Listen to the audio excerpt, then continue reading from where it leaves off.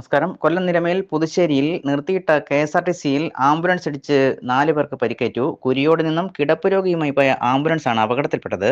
Car ആംബുലൻസിനെ മറികടക്കാൻ ശ്രമിക്കവേ ആംബുലൻസിൽ തട്ടി ആംബുലൻസ് നിയന്ത്രണം തെറ്റി ബസ്സിലിടിക്കുകയായിരുന്നു.